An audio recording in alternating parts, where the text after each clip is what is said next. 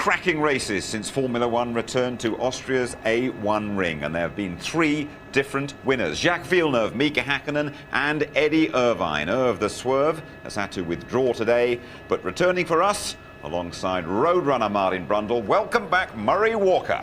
Thank you very much, Jim, and I can tell you that it's all very homogenous here in the commentary box. Martin and I pulling as one. And my thanks, incidentally, to the good people in the Sherburn Hospital in Chichester who's made it possible for me to be here.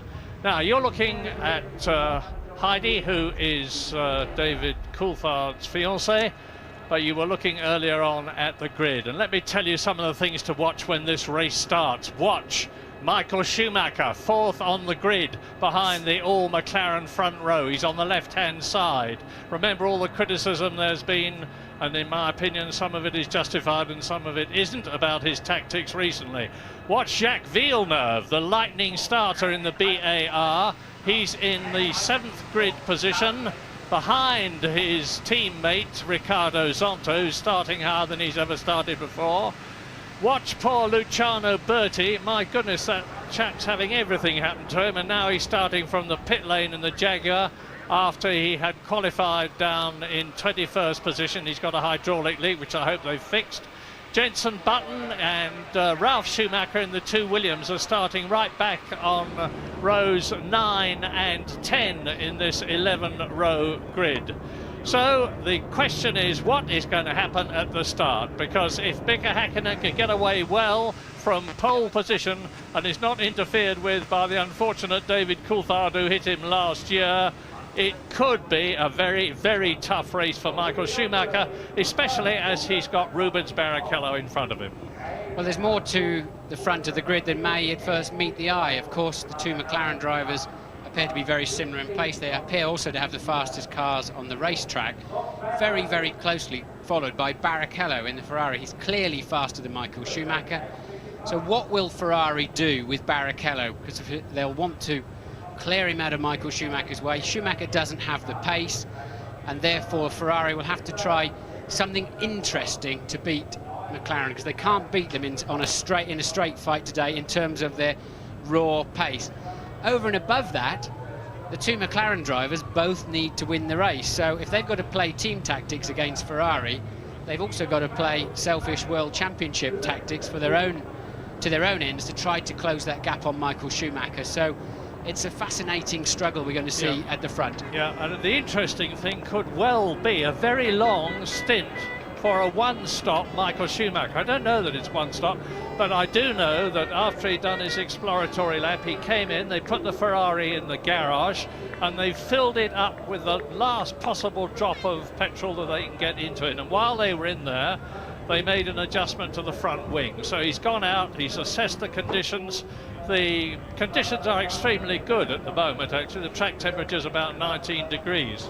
I think that just demonstrates that Michael has struggled to get his car working. He's even amazingly admitted that he's just not hooked up this weekend. But if you adjust a car when you're going to the grid, it never quite seems to pay off, because you don't attack those out laps, those formation laps, in anything like the same way. And you tend to get the wrong information coming back through the steering wheel. But nonetheless, Michael's still trying to fine-tune his car, and we're all very aware of just how hard he can push on every corner of every lap of a Grand Prix. So never count Michael Schumacher out. I would imagine Barrichello could well be on a lighter fuel load to try and get in there and spoil the race of those 2 McLarens and keep Michael Schumacher in the picture.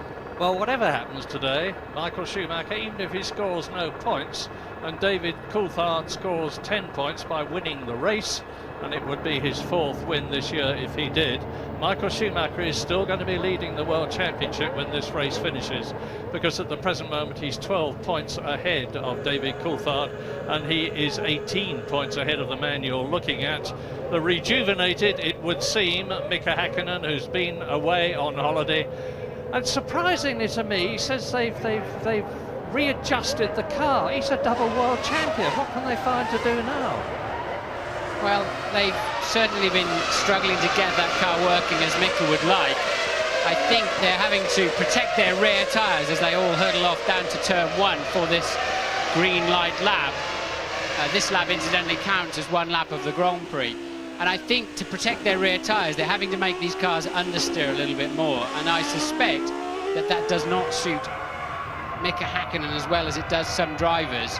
And also, obviously, as I've said before, you're either giving pressure or you're taking pressure. There's no middle line on this. And Coulthard has managed for 4 races, and that's Bertie going out of the garage. He had to get in the spare car. He had a hydraulic failure on the car that was on the grid. He was so calm and collected, wasn't he, when I was talking to him down there? And since then, they've established a hydraulic leak, so Bertie will start a plumb last. Well, we've just been riding with Alexander Wurz, the Austrian in the Benetton, 14th on the grid. The car you saw in front of him was Nick Heidfeldt's Prost, and you've also heard that there are very strong rumours that the Prost team has been sold, allegedly to a Canadian consortium or an extremely rich individual, but I emphasise that that is not official. We'll just have to wait and see. I think it's a fairly solid rumour though, Murray. I think that one's pretty much happening.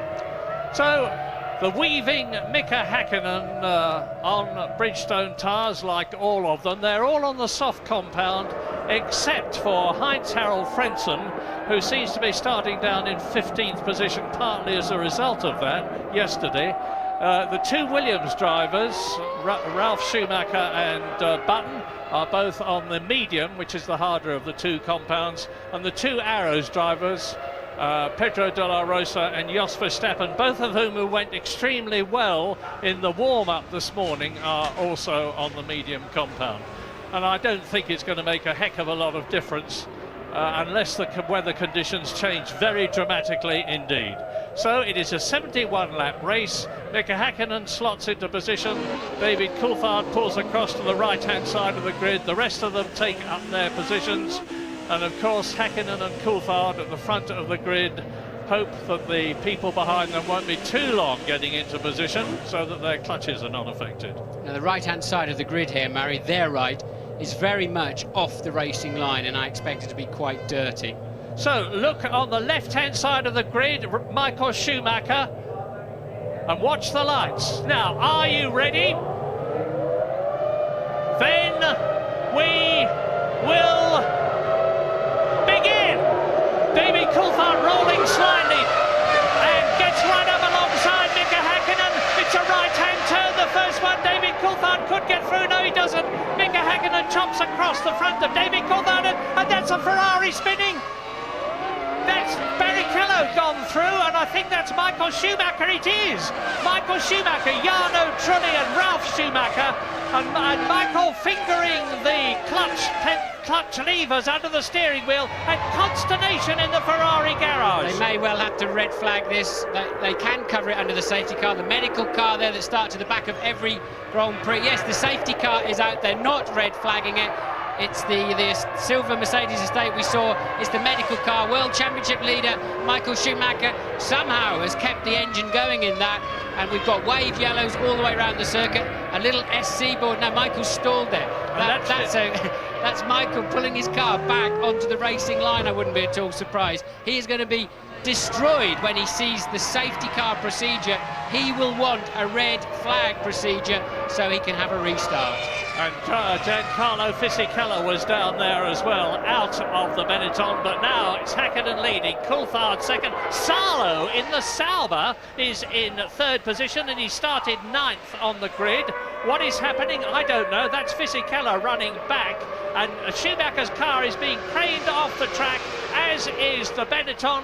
So that is 2 retirements, including the man who is leading the World Championship and will still be doing at the end of this race. But it's the worst possible situation for Michael Schumacher, out of the race with 2 McLarens in the lead, following the safety car. Mika Salo 3rd, Pedro de la Rosa and Jos Verstappen are 4th and 5th at the 2 Arrows, and somehow or other Johnny Herbert has got up to 6th position, and he started 16th. Martin, here you go. And Jenson Button is 7th, so in amongst all that carnage, the 2 McLarens got away beautifully. Look, Michael Schumacher comes up the inside and gets a tap from what must be the BAR of Villeneuve, and Schumacher pushed out of the first corner. Zonta, we think, actually ran into him. It was Zonta, yeah. Yes, and then, of course, you got a traffic jam.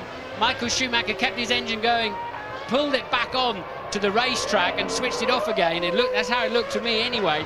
but he could not get them to bring the red flags out. They've deployed the safety car, and look, Michael Schumacher somehow, after a very poor start, gets up the inside of Barrichello, but it's going to be Zonta that tags him at the rear and puts him into a spin look. Zonta going too deep into the corner, Barrichello taking to the gravel, as did several others, and that's why people at the tail end of the field made such huge gains on that first lap. And one of the people who suffered was Jacques Villeneuve, who was 7th on the grid. He's down to 15th position because you can see he's having to finagle his way round the side of the stationary Ferrari. Safety car is in this lap, so the safety car, here we can see another angle, and yes indeed, it is Zonta that does not brake early enough and gives Michael Schumacher quite a firm shove.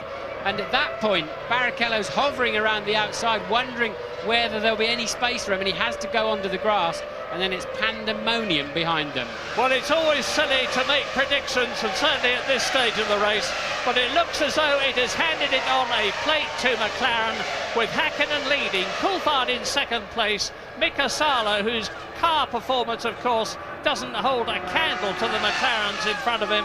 But the interesting thing is that Johnny Herbert is coming up through the field now. He is in 5th position in the Jaguar. There he is. Going through is Barrichello, who's taken 2 places on this lap. Barrichello is the man to watch in the Ferrari. It's all down to him, but he's got to get past Jenson Button, he's got to get past Johnny Herbert, he's got to get past De La Rosa and Mika Salo. And I think he'll be able to do it as Jenson Button there in the Williams, which is handling much better now in the race than it did yesterday in qualifying, is right behind the Ferrari of Rubens Barrichello.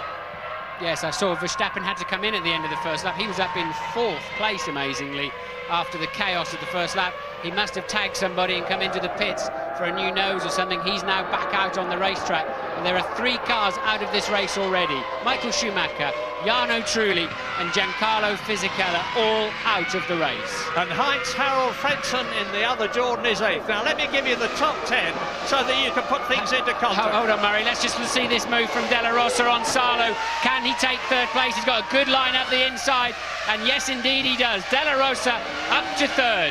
And Barrichello right up behind Johnny Herbert. Look for the Scarlet Ferrari behind the green Jaguar. Here it is coming towards us. Häkkinen is leading, Coulthard is 2nd, Salo in the Sauber is 3rd, De La Rosa is now past Salo, and Herbert is 5th with Barrichello crowding him. 7th is Heinz-Harald Frentzen, 8th is Jenson Button, 9th incredibly is Marc Genet ahead of Alexander Wurz. And look at the 2 McLarens, they're already clearing off from Pedro De La Rosa, the Spaniard, who is proving that the Arrows is a rejuvenated car, as a very unhappy Michael Schumacher stalks back to the Ferrari garage.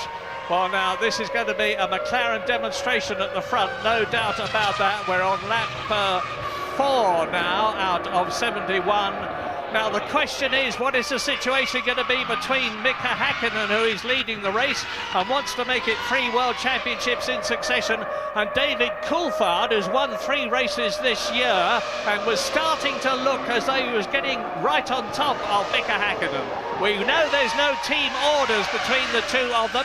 We also know that the most criminal thing you can do in Formula 1 is to take off your teammate, which David Coulthard did here at this circuit. At the corner they're approaching now, turn 2 last year. So Mika Häkkinen leads. David Coulthard is the fastest man on the track. He's just put up the fastest lap we've had so far, and he's closing up on Mika Häkkinen. What's your guess?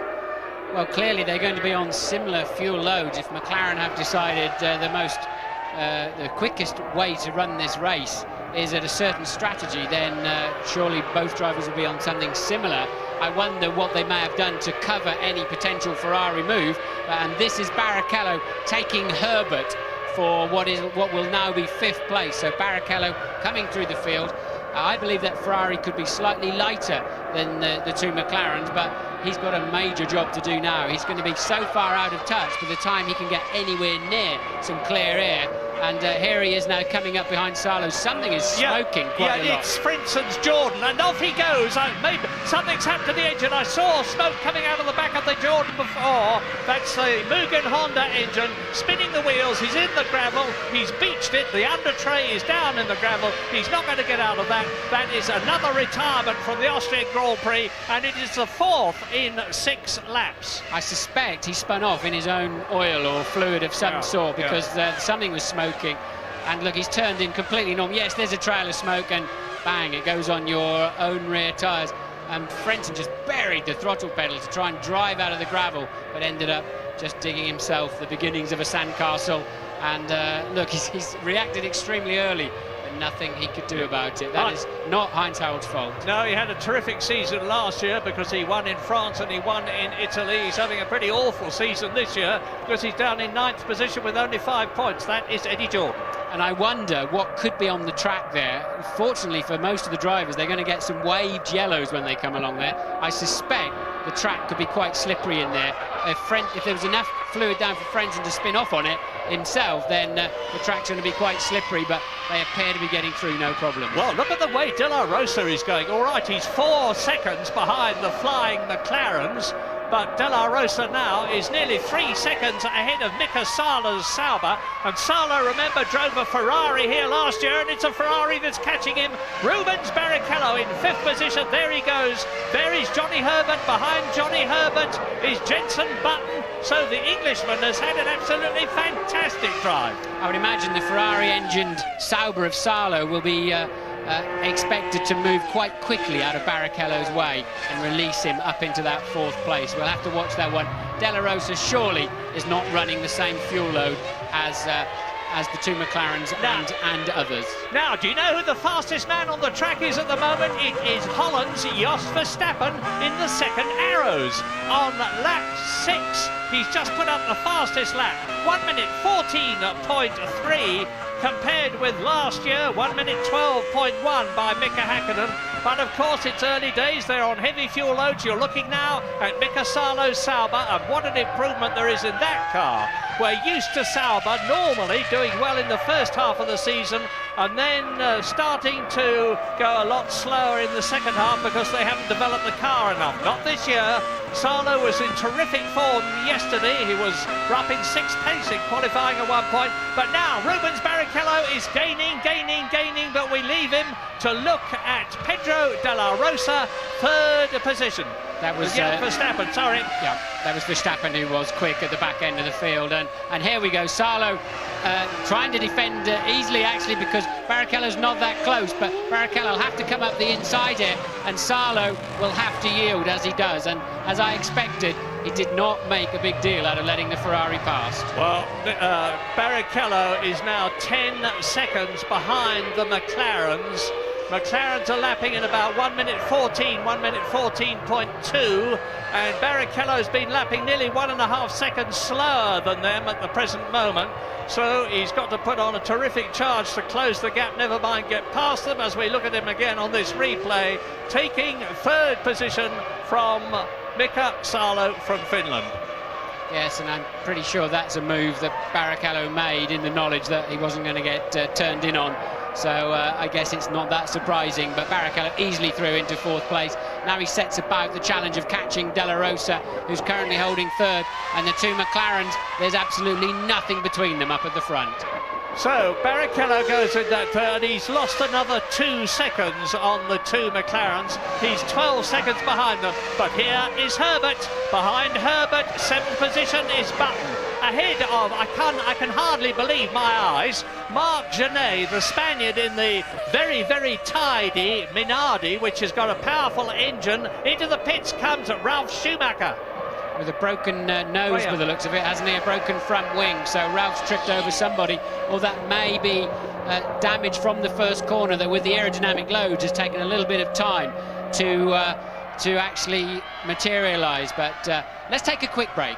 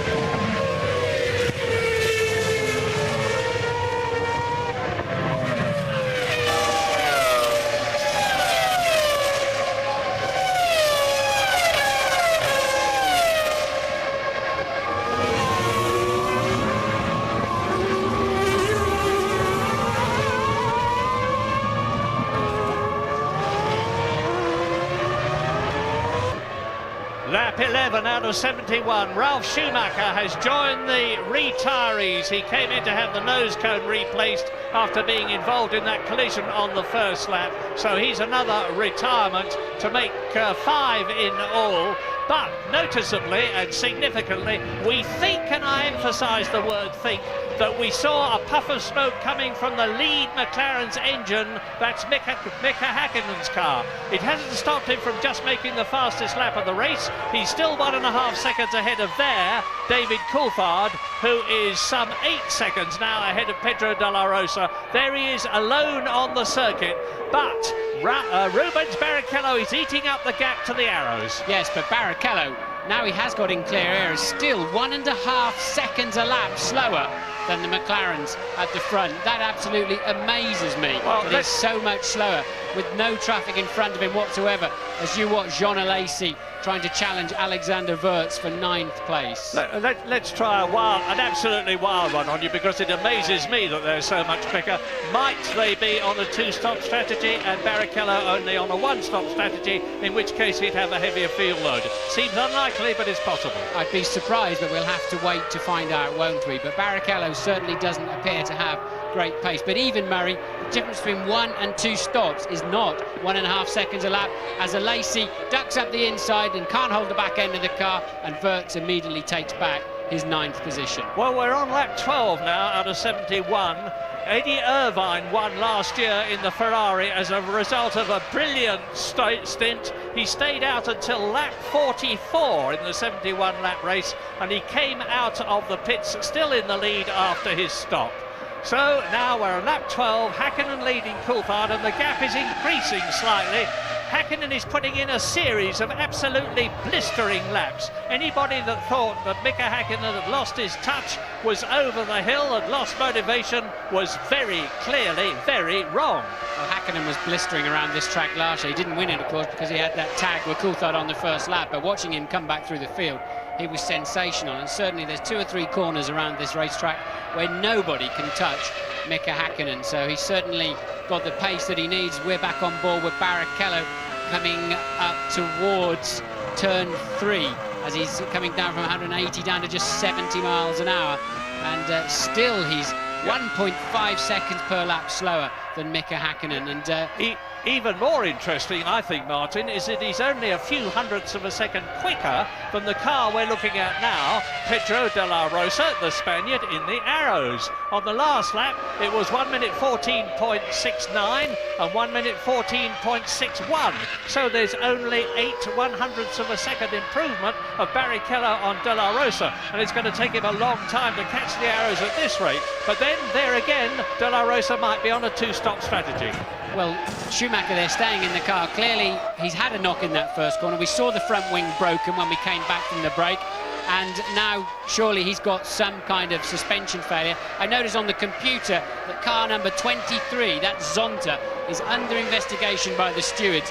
And that will surely be for running into the back of Michael Schumacher in the first corner. James, what can you tell us? Yeah, I think Zonta may be facing a stop-and-go penalty in the not-too-distant future, but I'm down at McLaren, where there really is no sign of any anxiety about the engine of Mika Häkkinen. Looking down to Ferrari, it looks to me as though Rubens was on quite a heavy fuel load, and I think Ferrari's plan today was to damage limitation really for Michael Schumacher, try and get him up to P3 and then move on from this weekend and forget all about it. But instead, Michael has an awful lot potentially of damage. McLaren, I think, are going to run quite long here as far as lap 40, possibly lap 44, and Rubens will probably do the same thing. De La Rosa, quick word on him. Remember Canada, where he did 2 stops. He looked very good in the early part of the race, but then he faded later on. I think you'll see the same thing today.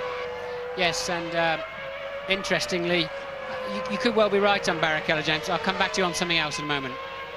So Mika Häkkinen now increasing the pace all the time. He's inching away from David Coulthard. The gap is 2.3 seconds. But behind Barrichello, who's in 4th place, Mika Salo is 5th. Johnny Herbert is still 6th in the Jaguar, and they've only scored World Championship points in 1 race this year, and that was Eddie Irvine.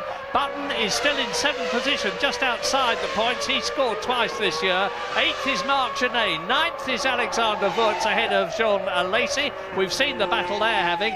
Then it's Heidfeld, Villeneuve and Zonta, and they're coming towards us, up the track towards turn 2 now. There is Heidfeld turning in. Behind him is Villeneuve, and coasting is Jos Verstappen. Jos Verstappen coming into the pits from 17th position with his visor up. Now, the car language and the body language says this is the end of his race. Yes, he turns across the pit lane. Here is the reason. He turns out of the the bottom corner, runs very, very wide indeed, over the grass, onto the gravel. I think looking at how that accident developed, or incident developed, he'd already got a problem before he turned into that corner. So Verstappen there, I would imagine, with some kind of front suspension failure or problem. Something I was going to say earlier on before I got distracted is that I'd like at some point when we see a replay of the start, Barrichello got away so much better than Michael, and then seemed to have to get out of it and let Michael through up into the first corner. Michael's miles behind him off the line, and I think that could confirm what James was saying about Barrichello actually, yes, being on the fuller fuel load and trying to release Michael. It didn't pay off because Zonta arrived much too hot. Well, Alex Wurz waves a furious fist at Jean Alesi, who's just moved up into 9th position. There he is, diving through on the inside of the Benetton, who runs wide again and lets Alesi get away. Alesi is an absolutely storming driver. He's driven in more Grand Prix than anybody else who is currently racing. I think this is his 177th Grand Prix, and he's lost none of his brio, none of his enthusiasm, none of his fire. That's Pat Simmons, the technical chief of Benetton, on the left, with Gordon Message, and the highest man that they've got in the field at the present moment is Alex Wurz, who is in 9th position, because Fisichella, of course, has long gone out of the race. So we've got 2 cars have been notified they're on a stop-go penalty. It's Dinitz and Zonta. So Zonta, we're sure it's because he ran into Michael Schumacher. Here it comes up on the screen. Dinitz, I don't know, maybe he had a jump start or something like that. So, but look at this, Murray. Mika Hakkinen is now down in the mid 1 minute 12s, and Barrichello still buried in the 1 minute 14s. Yeah, fastest lap last year was Mika Hakkinen, 1 minute 12.1, so he's half a second off that at the present moment. At this 17th lap out of 71, so it's McLaren's all clear and a long way, 17 seconds now ahead of the 3rd place De La Rosa at the front of the field. But there is a battle going on behind, and in the pits again, out of the pits, I'm sorry, rejoining the race goes Ralf Schumacher. Now, he's several laps down now, and Villeneuve, the man who is holding up all sorts of movements in Formula One for next year, whilst he makes his mind up about whether he's going to drive for BAR, whether he's going to drive for Benetton, or what he's going to do, continues to unsuccessfully chase Nick Heidfeld, the Formula 3000 champion of 1999. Heidfeld in the Prost, and Alain Prost is very much here under a terrific amount of pressure as a result of these rumours that he's sold his team. And Heidfeld is in 11th position at the moment. That's Dinitz in for his stop-go, so he has to go to his own box, and Zontarin's ahead of him too, look. They have to go to their own area, and their own mechanics have to release them after 10 seconds of being completely stationary, plus the time they lose getting in and out of the pits. So 25 to 30 seconds as an absolute minimum is the cost of this strangely named 10-second. Yeah, I feel quite sorry for Zonta actually, because he drove his heart out to get into the 6th position on the grid, which is the highest he's ever been. His position in the BAR team is debatable next year, and he undoubtedly got overexcited at the start and probably caused Michael Schumacher to retire from the Austrian Grand Prix. Now, there's a lot of people been saying that, of course, the best thing that could possibly happen here today is for the McLarens to finish 1st and 2nd, as they did in France, because that would close the championship right up. Because at the present moment, the McLaren team is on a potential 16 World Championship points in the Constructors' Contest, which would put them ahead of Ferrari, even if Rubens Barrichello finished in 3rd position, and he's in 4th place at the present moment.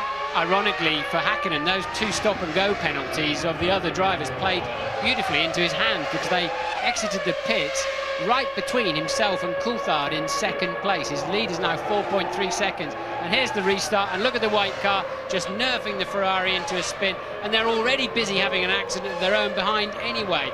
And at that point, truly just runs into Schumacher. Probably looked easy for us, but I would imagine there was a cloud of tyre rubber when he arrived and just nerfed into Schumacher as a secondary incident. And Michael Schumacher saying, nothing I could do, boss. Nothing I could do. I was sitting there, and I got this colossal bang in the back, and who was it? It was that bloke Zonta. I'm going to have a word with him after the race. It's cost me 10 World Championship points. It might have cost me the World Championship. I'll only be 2 points ahead at the end of this race if David Coulthard does well. And at the present moment, on lap 20 out of 71, Mika Hakkinen is striding away now from David Coulthard.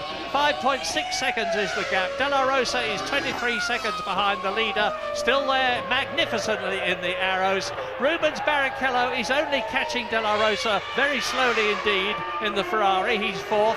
Mika Salo in the Sauber is 5th. Johnny Herbert is in 6th place. So that's an unusual front. And it's time now for us to leave the A1 ring, but of course we'll be back.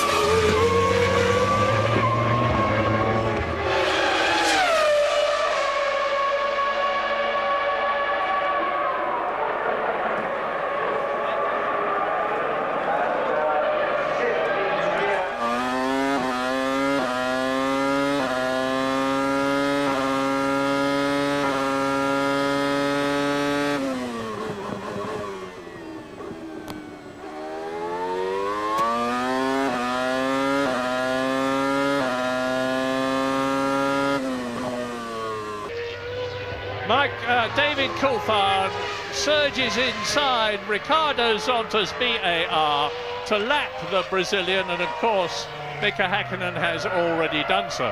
Yes, as I said, those 2 cars that finished their stop-go penalties fed in front of Coulthard but behind Hakkinen, and it's cost Coulthard over 4 seconds trying to get through them.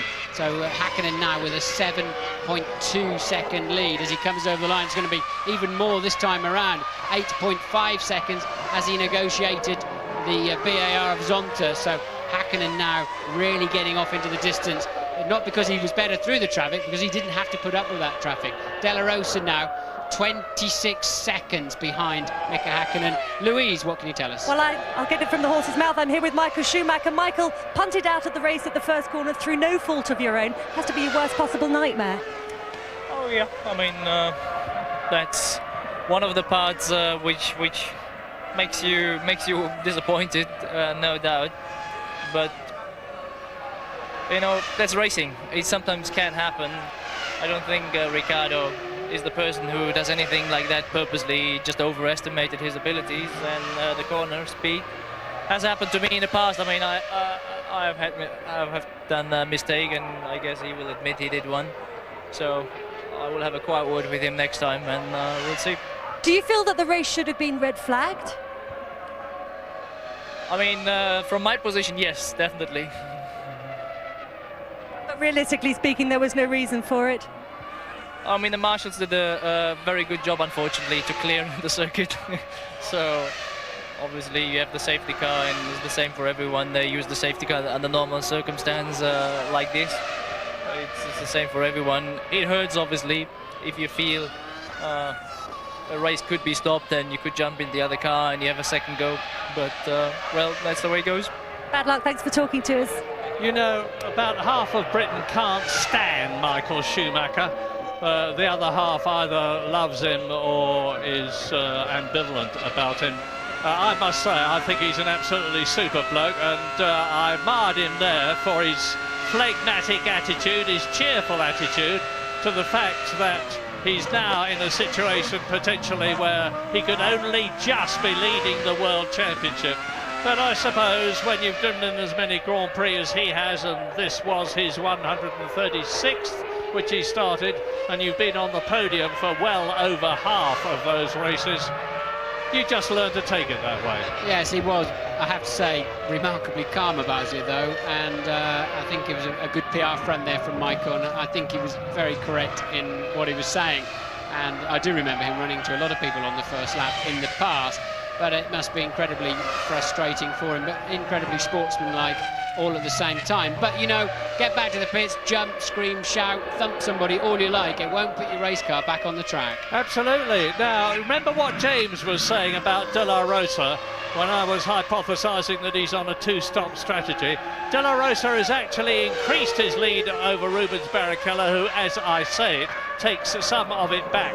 You're looking at the only Ferrari in the race at the present moment, with Brazil's Rubens Barrichello, who is in 4th place in the World Championship at the present moment, but has yet to win a race, either for Jordan or for Stewart or for Ferrari, which is his third team.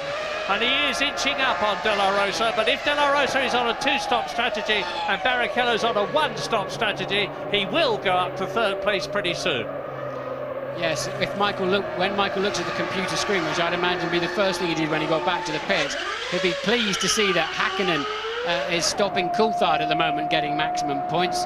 Coulthard, of course, 6 points nearer to Michael in the championship, but he'll be very saddened to see that Barrichello is only literally inching up on De La Rosa in 3rd place, some 36 seconds behind the leader now, is 4th place man Barrichello.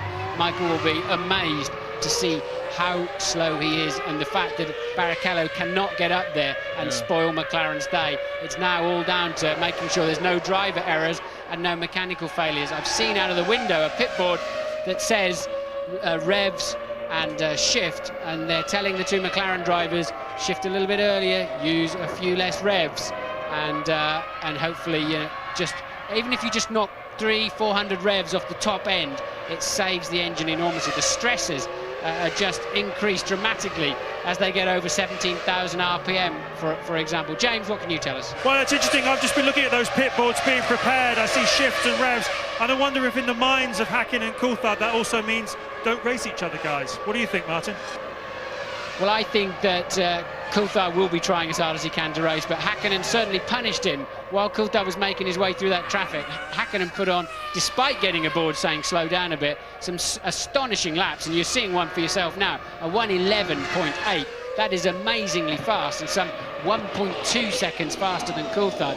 This is a virtuoso performance we're seeing here from Mika Häkkinen, and he's scampering down there. He doesn't want Coulthard to have to make a decision whether to race him or not. He wants to get far enough into the distance. Yeah, and he's 0.3 of a second faster than his own fastest lap last year. Zonta's having a pretty lurid race.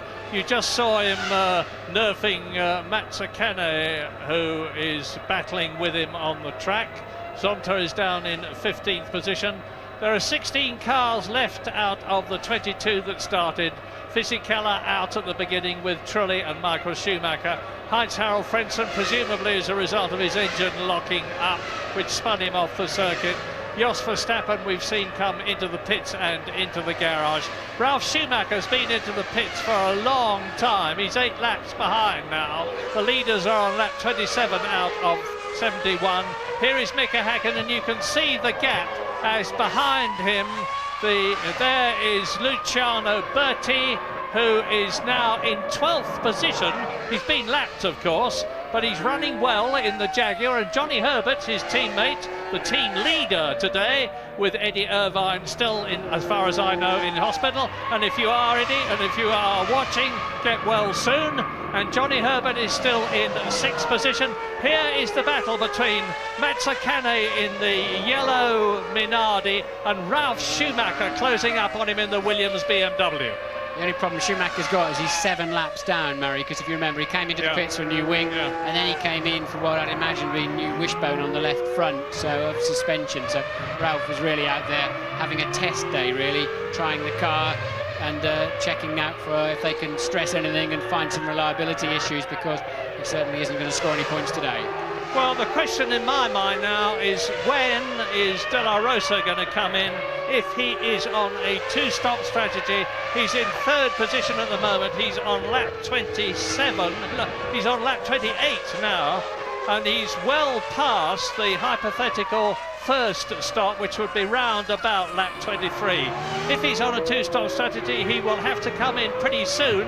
Barrichello is now rapidly closing the gap to the arrows in front of him. Barrichello in the Ferrari in 3rd position. There is Mika Häkkinen slicing his way through the field. He's coming up towards us now, and just in front of him on the track is Jacques Villeneuve in 11th position on the BAR.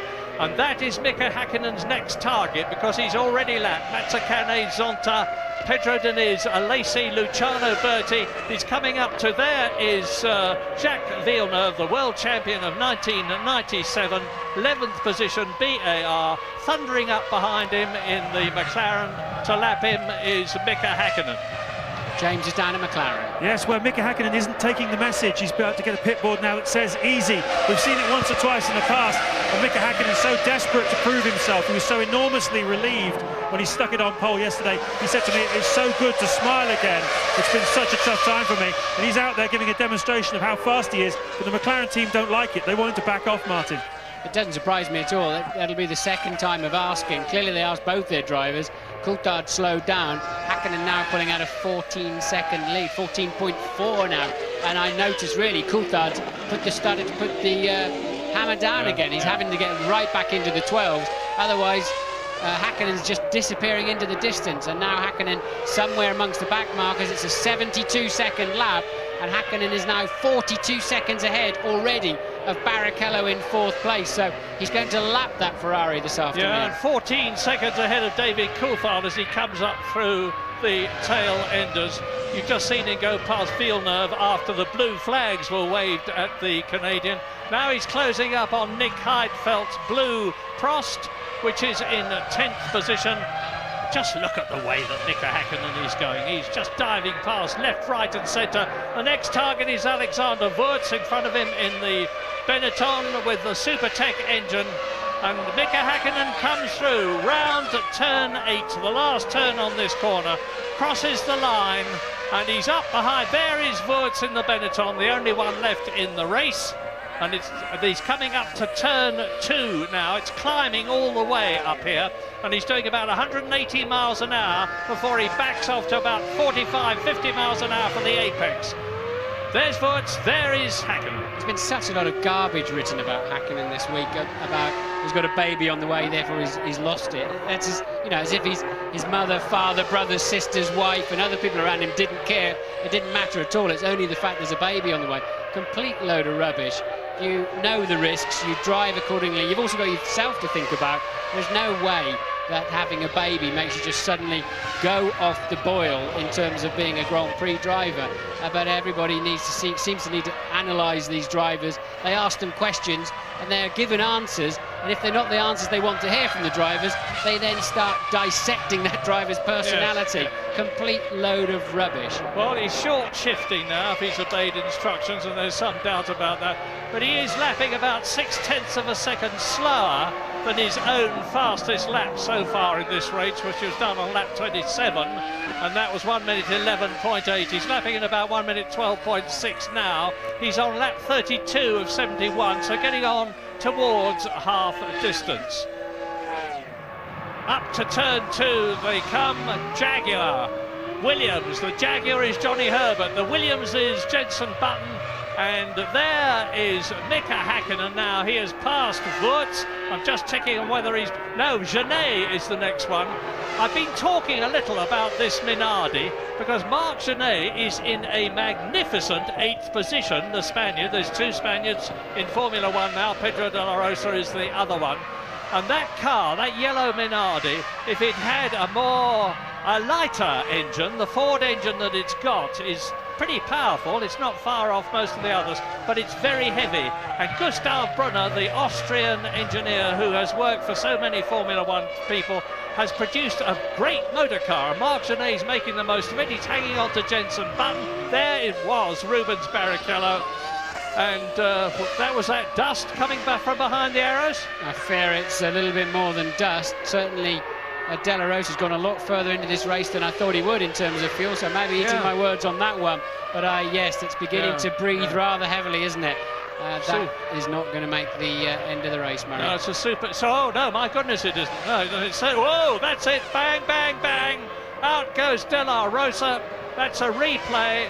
So Rubens Barrichello will be moving up into 3rd position with the disappearance of the arrows after a superb drive. I don't think he's still running. Yeah, he's not disappeared just yet. That was a replay of it smoking earlier on.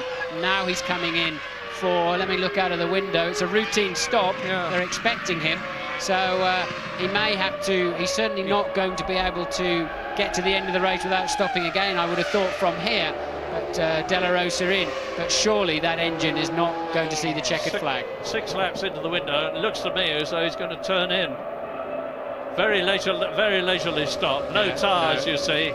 Looking at the back of the car, no, this is the end of De La Rosa's effective race, whether he rejoins or not. So Barrichello goes up into 4th position, 3rd position, Mika Salo goes up into 4th, Johnny Herbert is 5th, Jenson Button for the 4th time in his career is in the points. He's finished in the points twice, and he's in the points again. And Marc Genet is in 7th place, and now Mika Hakkinen has lapped everybody up to 7th position. Oh, and as I say it, he passes Jenson Button. Well, you're right, Martin. If Hakkinen goes on the way he's going now, he's going to lap everybody before the end of this race, except his teammate David Coulthard. Yeah, it's a brilliant performance from Hakkinen. He's certainly not backing off at all. It's quite a good scrap going on here. You've got Salo, 9/10 behind him is Herbert, and now just a little bit more is Jenson Button. He was 1.2, but he had to yield to the McLaren of Hakkinen that was lapping him. But a good little scrap there for what will now become 4th, 5th and 6th. That's Salo, Herbert and Button. Well, the highest that a Jaguar has finished in a Grand Prix was Eddie Irvine's 4th place at Monaco. Johnny Herbert is in 5th position, and Louise has got information about De La Rosa of Arrows. Yeah, that's right, Murray. A lot of sad faces down here at Arrows, as you can imagine. De La Rosa was on a one-stop strategy, so he was keeping up with those cars on pure pace. Nothing to do with the fuel stop strategy, but unfortunately his gearbox has let him down. Exactly the same reason as his teammate Verstappen went out. As we watch Mika Hakkinen closing up on Johnny Herbert and surging past the Jaguar, which is in 5th position still. So there's just Salo, Barrichello and Coulthard ahead of Mika Hakkinen for him to lap. And Salo is lapping in about 1 minute 14.5. Mika Hakkinen is lapping 1.5 seconds faster than the Sauber. Herbert was smart there. Clearly he's got to let the McLaren pass. The flags were already waving at him, blue flags, but he chose to do it in a place where they both lost the minimum amount of time, especially himself. So Johnny, the old hand, able to release Häkkinen without giving away too much in his pursuit of Mika Salo. But a little, as you can see, but now Salo has got the same problem, but he can let Häkkinen get through as they break up into turn one. Salo will then just blend out the throttle a little bit down this straight and let Häkkinen have the inside line. That way Salo stays on the racing line and gets good drive out of the corner because his tyres are clean, and that keeps his gap back to Herbert. Yeah, he needed to do that to prevent Johnny Herbert closing up on him. And I was saying, I'm keeping my fingers crossed for Jaguar because they've had so many hard times this season, as we see a replay of Häkkinen going past the Ferrari engine. So it's a Petronas engine officially, but it's a Ferrari engine in fact of Mika Salo Sauber. And you're watching a really brilliant race, brilliant drive by Mika Häkkinen, who certainly lost none of his form. But I was talking about Jaguar. They've had so much hard luck, with 3 retirements for Eddie Irvine, with 4 retirements from the first 9 races for Johnny Herbert, only 1 points finish. And people don't realise, they say it was the Stewart team last year and Johnny Herbert won for Stewart at the European Grand Prix at the Nürburgring. Why can't Jaguar take it on from there? Well, it's virtually a completely new team in terms of personnel at the top, and the infrastructure is largely changed as well. And it's a very, very difficult thing as we ride with Rubens Barrichello. Now, he is closing a little, but only at about 0.2 of a second a lap on David Coulthard, who is second, and he is 32 seconds behind Coulthard, and he is 47 seconds behind Häkkinen.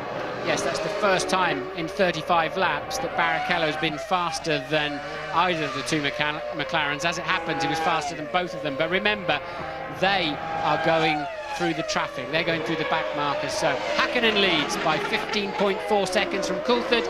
Barrichello 46.9 seconds behind Häkkinen.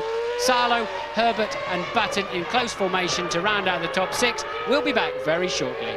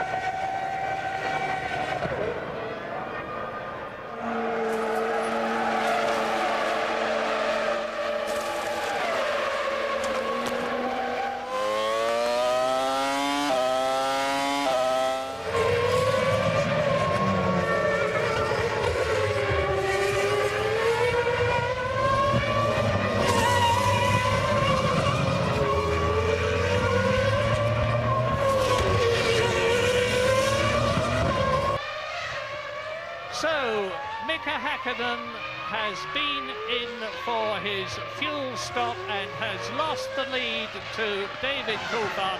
Here is a replay of Mika Häkkinen coming into the pit lane. And at the time he came in, he was about 18 seconds ahead of David Coulthard.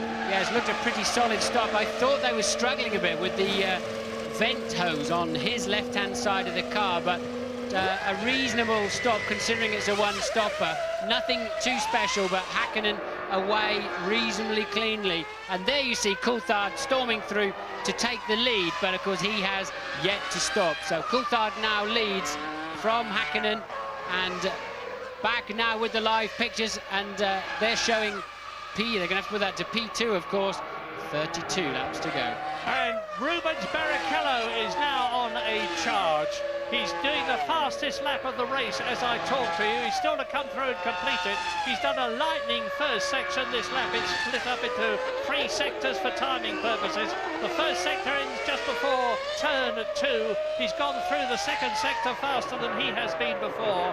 But the gap between him and Mika Häkkinen is still some 30 seconds. Coming down now, it's 20 seconds as a result of Häkkinen's stop, and Barrichello is yet to stop himself. Yes, Barrichello's done his fastest lap of the race rather than the fastest of a 1:12.5, but that's just normal sort of cruising around McLaren pace at the moment when they were trying to just save the engine a little bit. So now Coulthard, if he's got a few extra laps of fuel in this car, probably explains why he wasn't able to stay with Häkkinen earlier on. The traffic certainly hasn't fallen well, and he hasn't taken it as well as Häkkinen, but Häkkinen quite clearly in any event has more speed around this racetrack. But Coulthard leads the race, and he's got low fuel. He must be doing for fuel in the next few laps, and he should be able to pull some of that deficit back that he had on Mika Häkkinen. So the order on lap 41 with 30 laps to go in this 71-lap race. David Coulthard leading Mika Häkkinen now by 10 seconds. Rubens Barrichello is 30 seconds behind Coulthard, but has yet to stop. Mika Salo in the Sauber is 4th. Johnny Herbert still going strong in the Jaguar. 5th position, 2 potential points. Jenson Button in the Williams, who started down in 18th position, is now up into 6th position and in the points again. Marc Genet is 7th, Villeneuve is 8th. He's got ahead of Heidfeld, who has come in for his pit stop down to 9th. Wurz is 10th, and Bertie in the second Jaguar is still running in 11th place. Yes, and if you didn't see the start of this Grand Prix, there was an accident in the first corner that immediately eliminated Michael Schumacher, Jarno Trulli and Giancarlo Fisichella. Others had problems, had to stop for wings and little bits of suspension, notably Ralf Schumacher. So then allowed the tail enders really to find their way through, thread their way through the carnage in the middle of the pack. And now look, Coulthard has to come in for his one and only stop of the afternoon, and that's why you have Herbert, Button and Genet, for example, in 7th place right up the field, because they were able to leapfrog. And instead of a red flag scenario, I think wisely they just chose to use the safety car, because the marshals cleared the racetrack with great efficiency. Yeah, they did a great job. Charlie Whiting is the race director. He's the man who has to make these ticklish decisions, and he invariably gets it right. An enormously experienced chap, ex-chief mechanic at Brabham, and he's had various other jobs. And now Mika Häkkinen is going round with David Coulthard coming in. Now Häkkinen took 11.8 seconds on his stop. David Coulthard is now 11.6 seconds ahead of Häkkinen in the race on lap 42. Häkkinen will retake the lead, and it will run through that way to the end of the race unless, and it's a big unless, there is a problem for one of the 2 McLarens. And Rubens Barrichello is still 3rd. In comes Coulthard. Yes, current leader then, Coulthard in for his stop of the afternoon, James. A very mellow atmosphere down here in this McLaren garage. They can't believe their luck, frankly, guys. They are absolutely cruising this race. The only question mark is, what did David Coulthard believe he was about? Did he think he was going to have a chance to race Mika Häkkinen? But he's taking on about 68 kilos of fuel now. Should be stationed for about 10 seconds. Very smooth, very nice, very McLaren. Well, he gained 2 seconds on Mika Häkkinen on the pit stop there, but it's not going to be enough. He's coming out at the mandatory 80 kilometres an hour. One thing he has got to do is just mind this nasty little right-hander onto the track, no problem at all. That's caught a few drivers out over the years coming around there, but he's up and running. But once again, and two Ligiers. Sorry, the 2 Prosts. There's the pressure of the occasion. That's a Lacey and Heidfeld. I don't know what's happened, but it's poor Alain Prost, as if he hadn't got enough pressure on him in this vital race. His 2 drivers appear to have come together, and we saw in the last race Alain Prost nearly throwing a fit in the pit lane as the gantry camera caught him. Here it is. That's too late. Whoever was coming in second there, which is Jean Alesi, was coming in too late. That one has got to be firmly on Alesi's shoulders, and he's still trying to drive away with one wheel hanging off. But no, it's just too late in there. There's no way he could have expected Heidfeld to yield in that situation, and he was nowhere near close enough. Now, here is a problem. Rubens Barrichello was coming up behind that lot. Look at those shards of carbon fibre being smashed off the car. Look at them all over the circuit. Rubens Barrichello will have had to run through that lot, and it is not impossible that he could get a puncture as a result of it. And that would be the cruelest possible blow for Ferrari, who've already had bitter luck here. Jean Alesi riding in on the back of the bike to face the wrath of Alain Prost.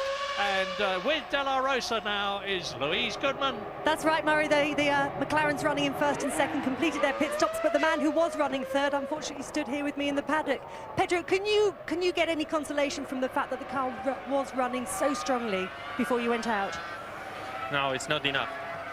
Just not finishing another race. It's not good. Especially, I would have loved to finish on a good position for the team, and especially because everyone was thinking that we were on a two-stop strategy and we were on a one, like all the others. And it was a shame, really, because we had some transmission problems.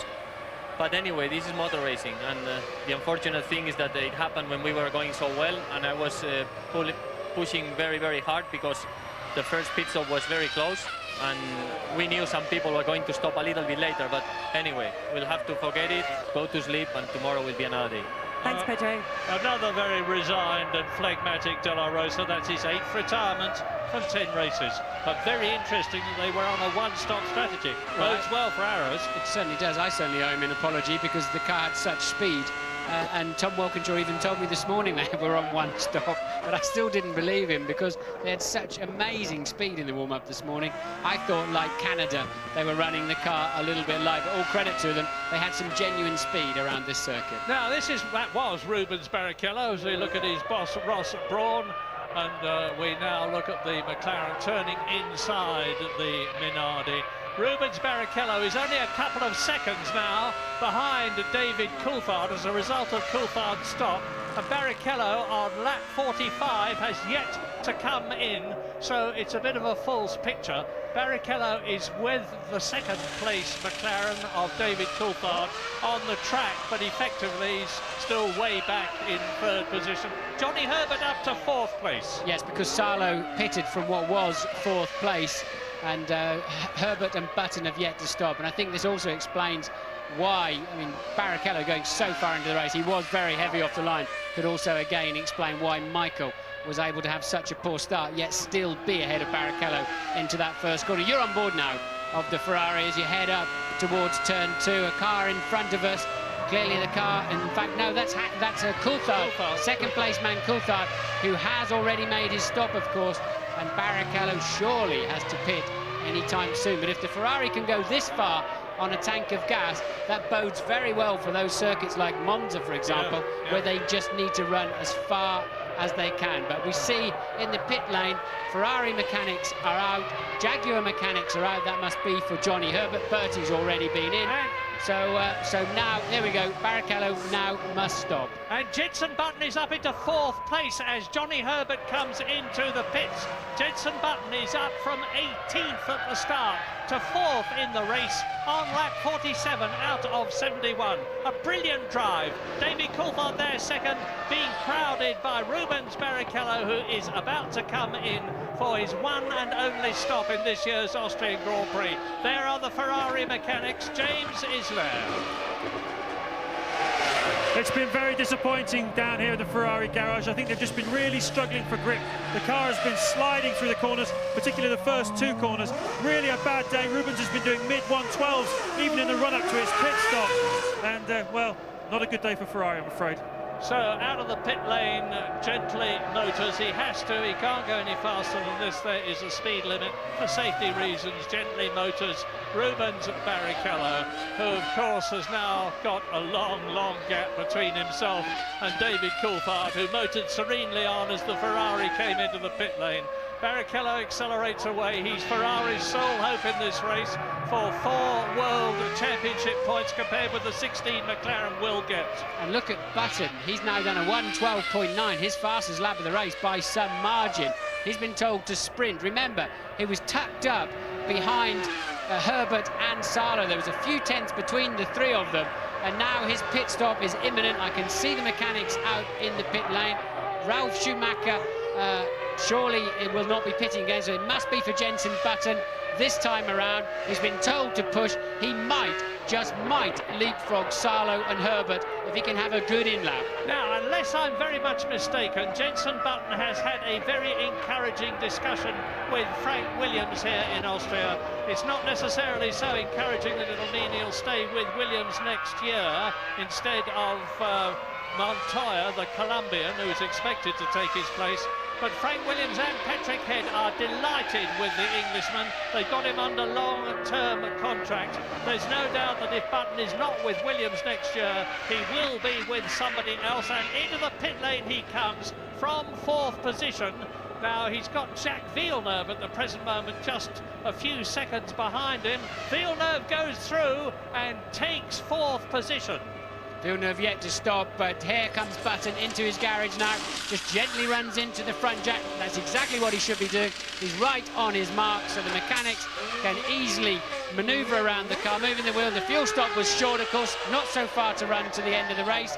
So a great stop for Button. That could just put him into a net 4th place, Murray. Yeah, but there goes Wurz through. Now, Wurz was a lap adrift on Hakkinen, and I reckon that he's moved up into 5th position, and Jenson Button will therefore be down to 6th if I'm right. Yes, but Wurz hasn't stopped yet, and nor has Jacques Villeneuve. But let's do a current 1 to 6 until it shakes out after all the pit stops. Mika Hakkinen leads David Coulthard by 17.1 seconds.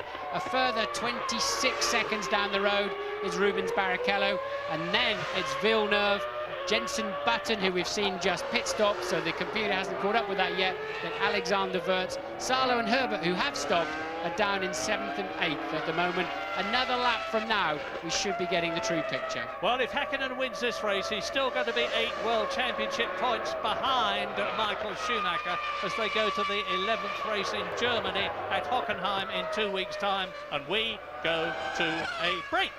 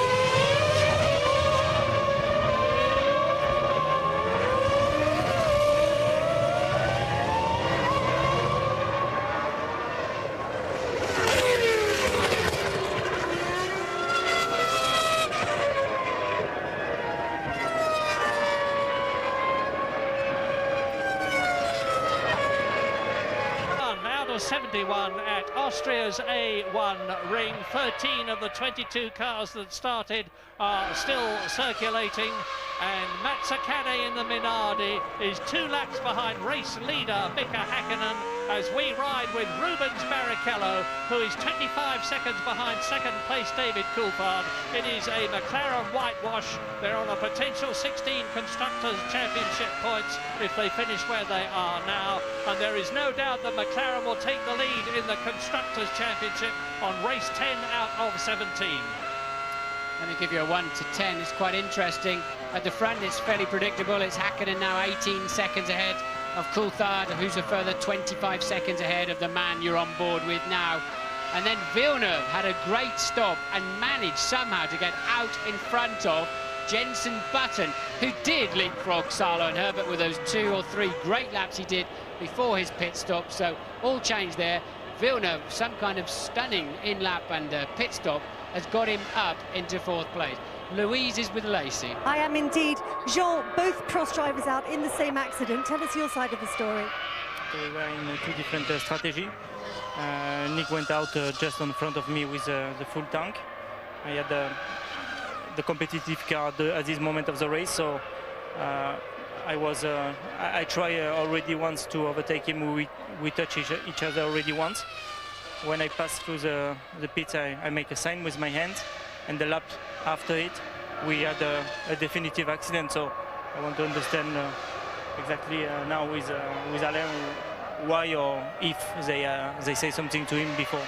So you feel that the team should have told Heidfeld to let you past? Of course, especially in this situation, everything is clear. I mean, they know the strategy very well, and I overtook a car at this place at the beginning of the race, so I knew it was possible to pass. But you need also to, I mean, okay, we had this accident. We have to speak now together to understand what's happened. Thanks, Sean. The problem is Heidfeld had no idea that he was coming up, so if there was any kind of instruction, it hadn't made it to Heidfeld's ears, because he simply turned in as per normal without an inkling that his teammate was slithering up the inside of him with a do-or-die effort. But I can understand John's point. If they're on different strategies, surely the team should have been playing a role in that one. But I'd like to cut back to the Villeneuve, Button, Salo and Herbert situation, because they're reasonably, as you see, what must be Salo, who's currently in 6th place, and Johnny Herbert there chasing him in the Jaguar. Yeah, Sala actually lapping a bit quicker than Jenson Button at the moment, but he's some 4 seconds behind him. That at P6 is the sign to Mika Salo. There he is, and behind him in 7th place, the green Jaguar of Johnny Herbert. You remember he was in the points, he's just out of them at the present moment, but Jenson Button in the Williams BMW is very much still in them. Now Villeneuve, who got past him in the pit stop, is pulling away from the Williams BMW. I was going to say that Jacques Villeneuve would be an extraordinarily difficult bloke to get past, particularly by somebody who's as comparatively inexperienced as Button is, fine a season as he is having. Well, Villeneuve is pulling away. He's 2 seconds ahead of Button now, and he's lapping, of course, slower than Rubens Barrichello. Only 3 people, Häkkinen, Coulthard and Barrichello, are on the same lap, and Mika Häkkinen is lapping about 0.4 of a second slower than Rubens Barrichello at the moment.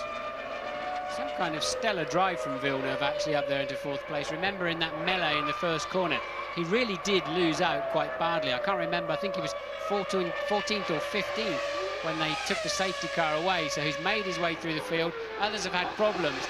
And then a stellar pit stop. And Villeneuve in a very strong 4th place. And Button, we think, has gone off. Yeah.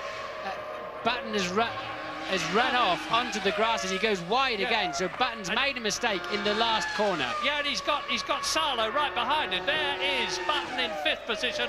Salo in the Sauber right behind him as they come up to turn 2, and that's where the Schumacher brothers had a gigantic battle respectively in the Ferrari and the Jordan a couple of years ago, and Johnny Herbert is right up behind Salo. So you're looking at the battle for 5th, led by Button, with Salo sandwiched between the 2 British drivers, Button and Herbert in the Jaguar.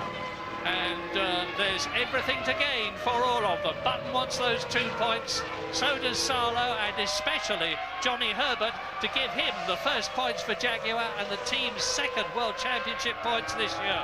Yes, Johnny Herbert in the worst possible place to finish a Grand Prix, and that's 7th, but he hasn't finished yet. And certainly Button, we think he ran, we're hoping to see a replay, he ran very, very wide in the last corner.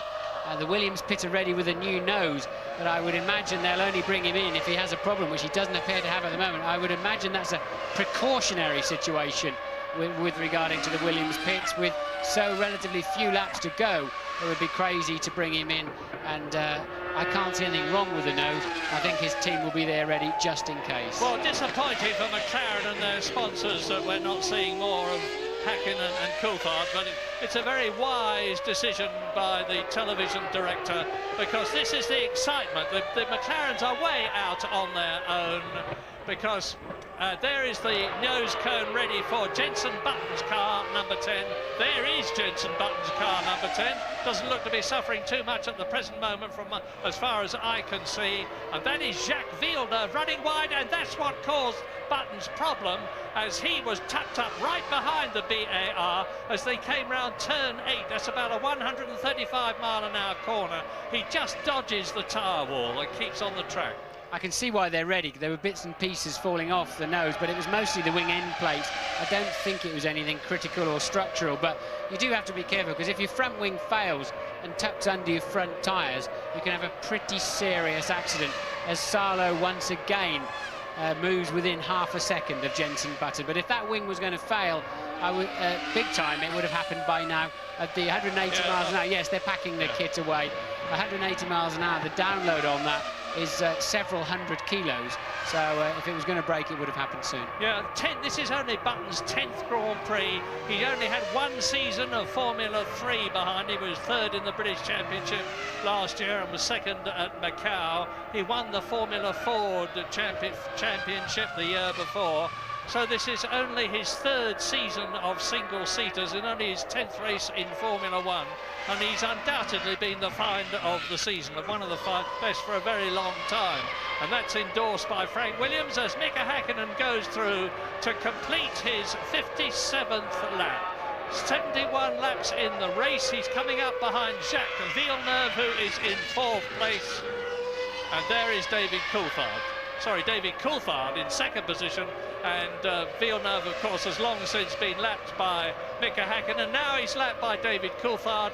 The gap between the two McLarens is just under 16 seconds. Yes, the McLarens have now dropped about 1.5 seconds per lap to match the pace of Barrichello. They've got enough of a margin.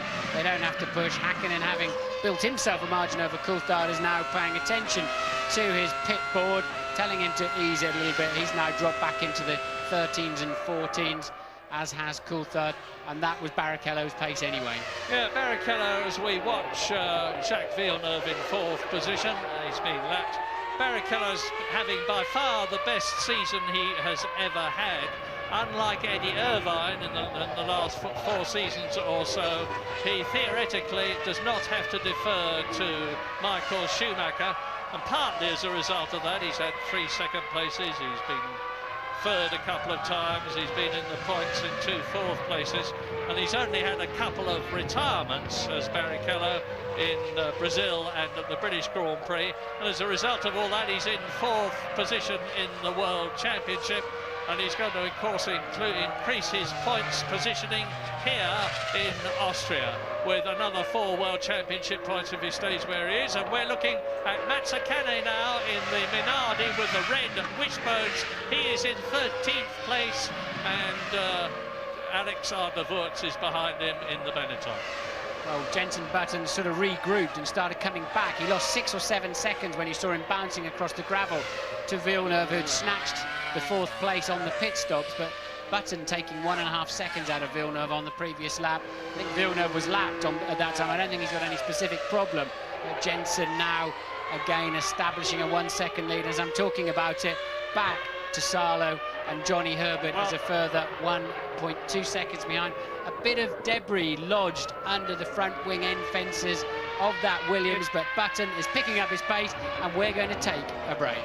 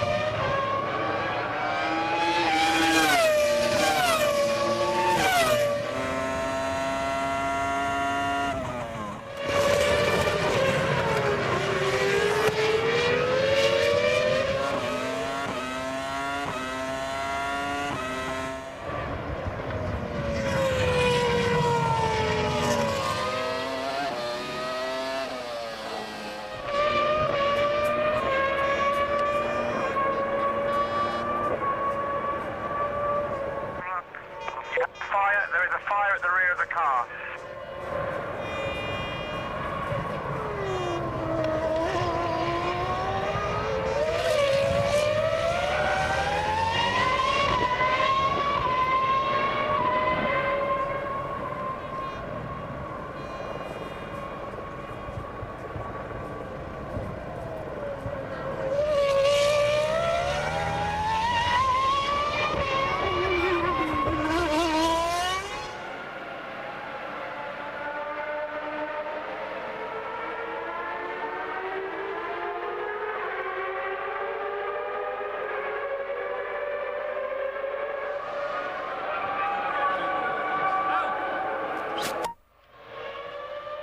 We ride with Rubens Barrichello there, and you see him in the background coming up behind Mazzacane, who is 13th, and Barrichello goes through on the inside.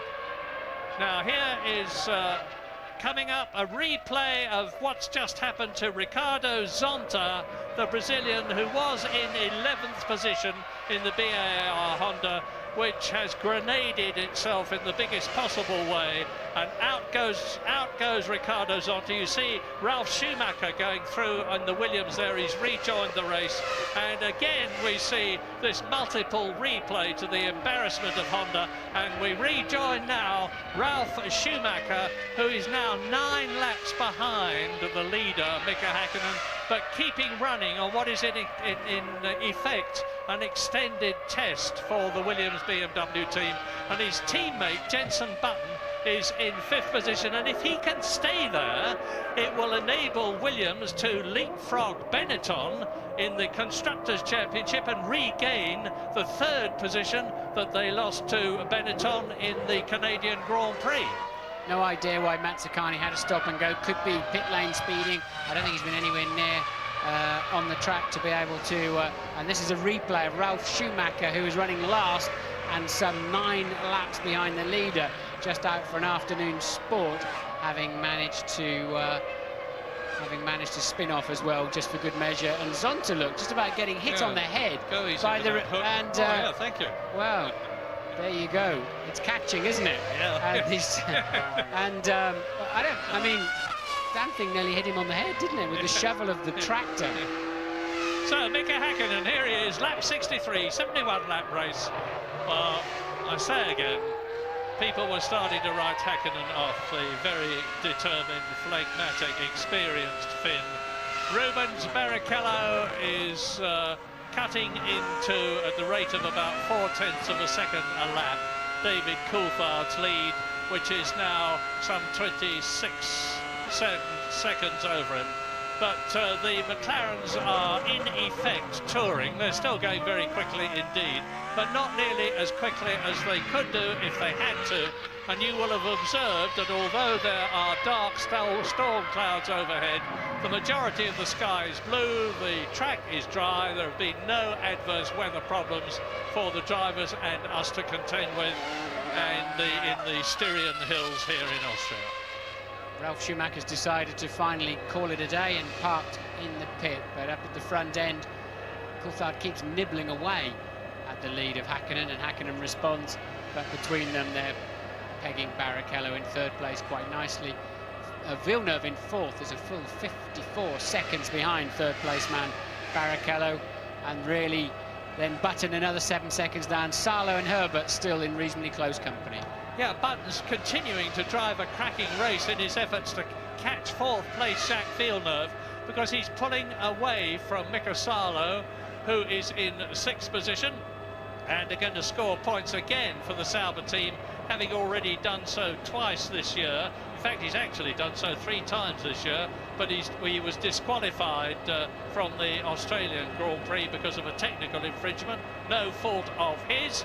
But Jenson Button is crowding on extremely well. He's been lapped. There's only 3 people on this, the 64th lap at the present moment, and they are, well, Häkkinen, Coulthard and Barrichello. And we've been looking at this bird in its nest for most of the weekend. The producer seems to have a fixation with it. As you can see, it's in the corner of the Ferrari garage. Amazed that he managed to get a pass out of Bernie Ecclestone to get in there, but I guess the action on the track is not that exciting right now, so we're seeing the bird tucked up in the corner of the garage, but Häkkinen probably thinks it's quite exciting from where he's sitting, as he once again buries his foot onto the brake pedal and turns that McLaren, which really, they have been the class of the field this weekend, haven't they? Michael Schumacher was shaking his head. He just couldn't get that Ferrari on the pace, and just how near he was managing to make it for the near the pace for the race, we never got a chance to find out with that silly incident in the first corner. But Häkkinen certainly has been in a class of his own. Well, he may have a cosy little nest in the corner of the Ferrari garage, but if I know Formula One as well as I think I do, there's going to be quite a substantial rental. Lap 65, Mika Häkkinen goes through to complete it, and into his 66th lap now. He's only got 5 laps to go in, I was going to say, what will have been a magnificent comeback. That's silly, really, because Mika Häkkinen has certainly never been away, nor has Louise Goodman. She's down there in the pit lane. I am, and indeed with Ralf Schumacher. Ralf, one way or another, a pretty troublesome race for you today. Yeah, I think it was a weekend to forget, or a day to forget. I mean, at the start, it was a bit bad luck. You know, I was on the wrong side, basically, and got stuck. Then we had a brake disc problem, so I had to come in. We had to change the brake disc. I mean, it was a whole big mess this weekend. You were 8 laps down. Why did you ever keep going in the first place? It was just a decision taken by the team to keep on driving, see what we can do and what the car's like. That was the only reason. Thanks, Ralf. Oh, not a good day for the Schumacher brothers. By far the most successful set of brothers that have ever taken part in Formula One. There are 7 sets of brothers, the Fittipaldis, the Stewarts, the Rodriguez brothers. I can't remember all the others off the top of my head.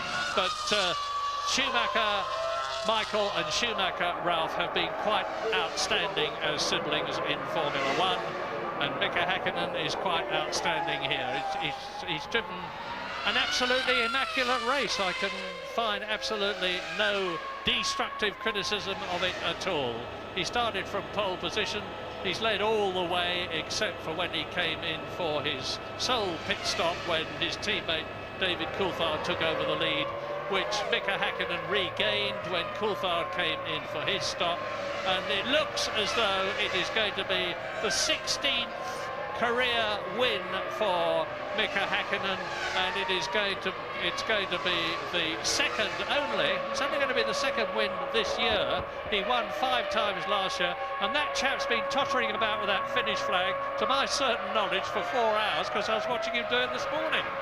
Now that you put the Murray Walker curse onto Mika Häkkinen, Coulthard is eating into his lead. It's now down to 11.1 seconds, but without doubt, Häkkinen is now enjoying the fruits of his afternoon. Earlier in the race, when he eked out that advantage with speed and with good use of the traffic, and Barrichello making his way through the back markers. I think Mazzacani, who's just being lapped again, actually got his stop-and-go penalty for not moving out of the way. We see him on the computer having had blue flags waved at him, so he was penalised, soon got out of the way that time, as Coulthard does a new fastest lap of the race by a long, long way. It just shows you the kind of pace those McLarens could have had this afternoon. He's done a 1:11.7. So Coulthard deciding he's going to have a bit of fun at the end. As long as he doesn't fall off, he'll be okay. And he's now just 9 seconds behind Häkkinen. And that is an average speed around this 2.7-mile circuit of well over 134 miles an hour. Not just a maximum speed somewhere, an average speed round the whole circuit. And he's been doing speeds of up to 190 miles an hour at turn 1 and down to 45 miles an hour on turn 2.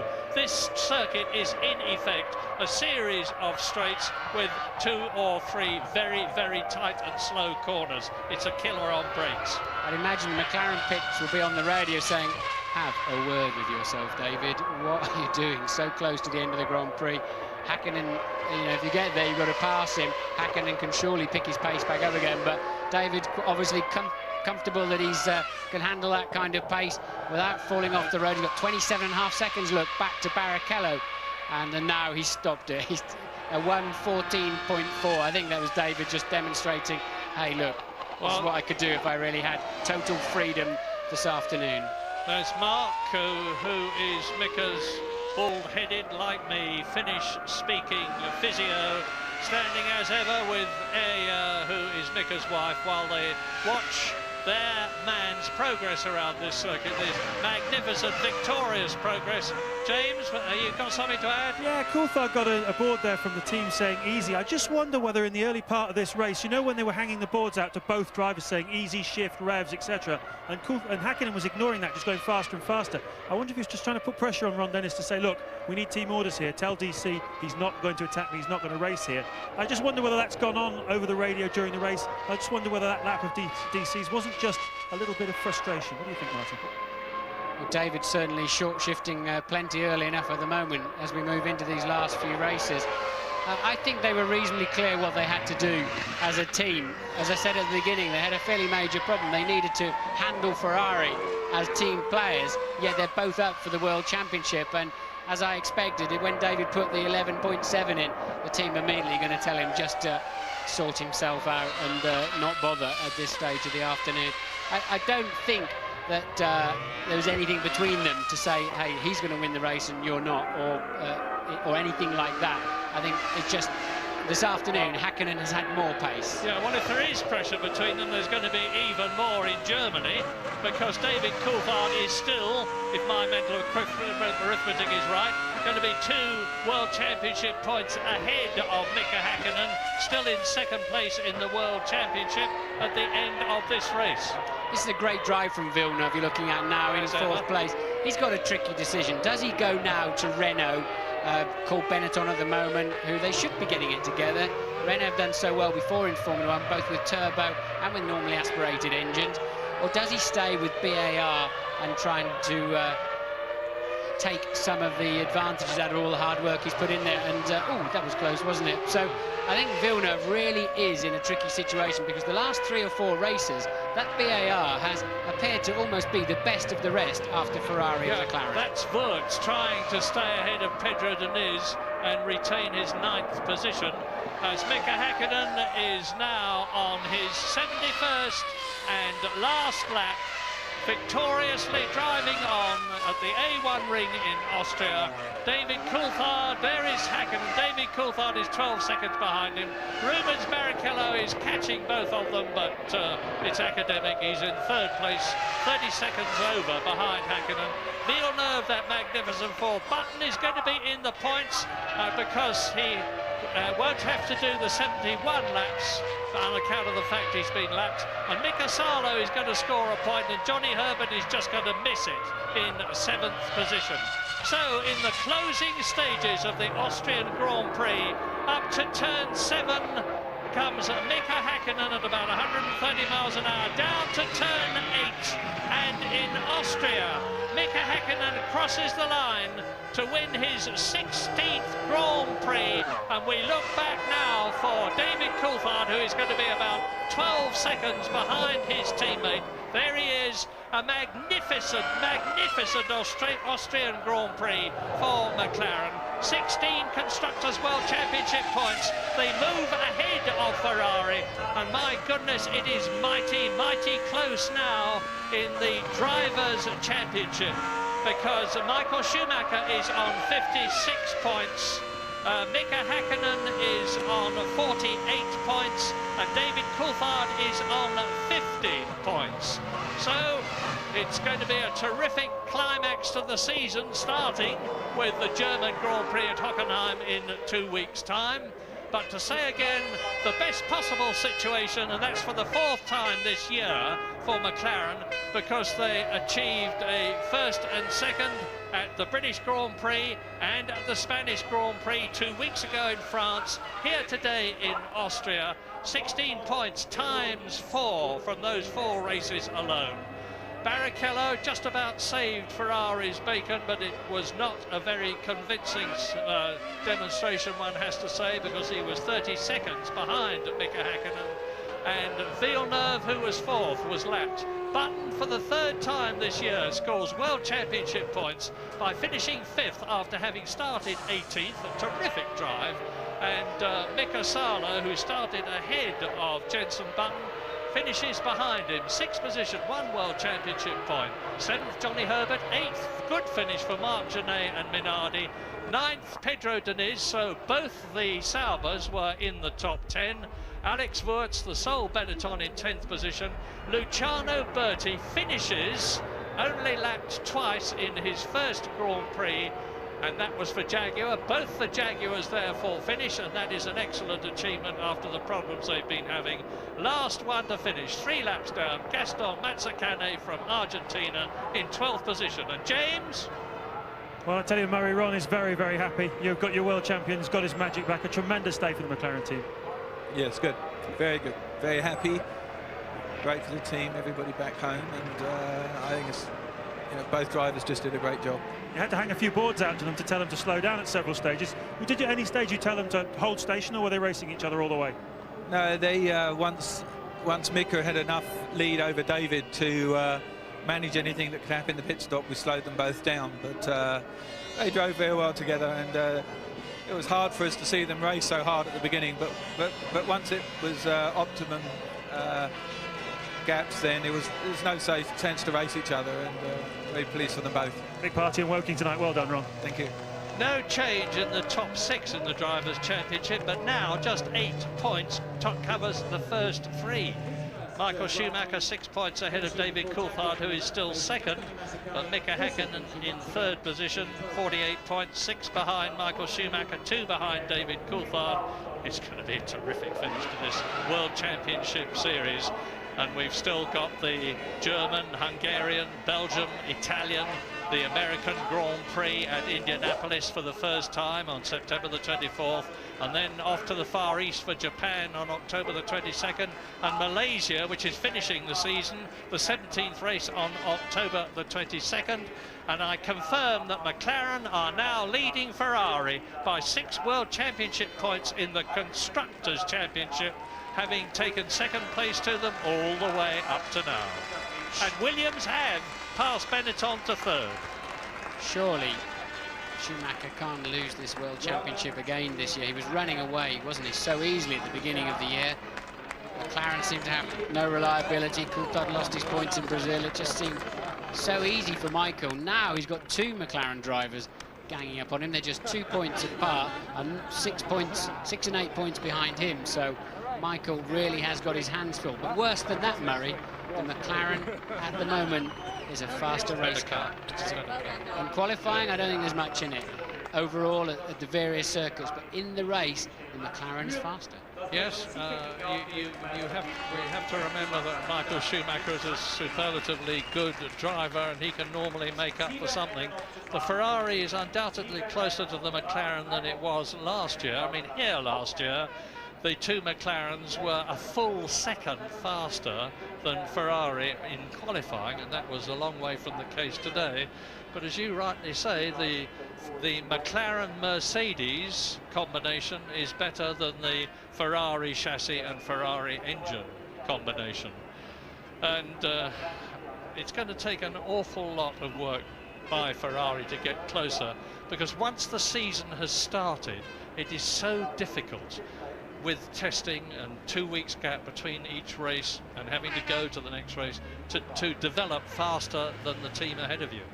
What was significant is when McLaren went to Ferrari's test track in Mugello last week, Panis, the test driver, was quicker both days than Michael Schumacher in the Ferrari, where he uses the car quite a lot. So Ferrari will have to regroup, they'll have to come back with something stronger.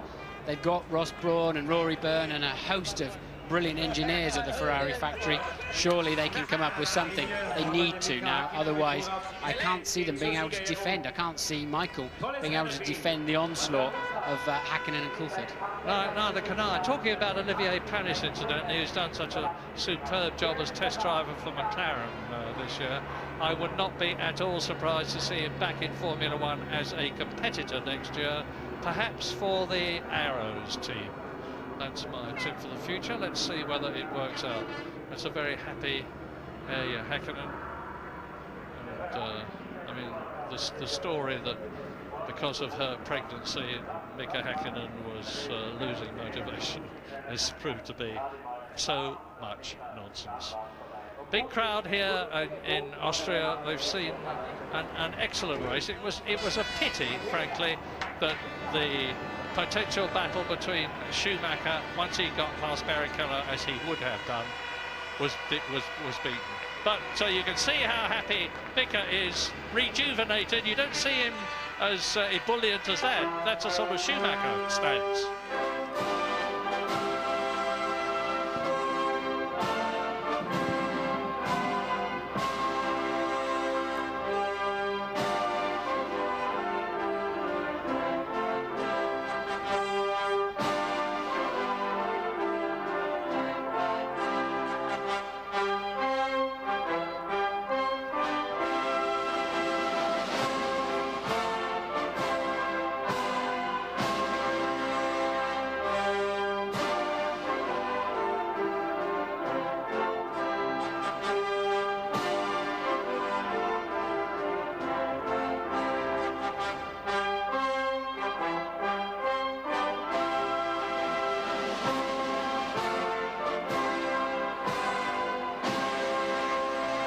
Lots of very happy Finns here, the Finnish national anthem for Mika. There's a lot of British people here who will be equally happy to hear the British national anthem for McLaren.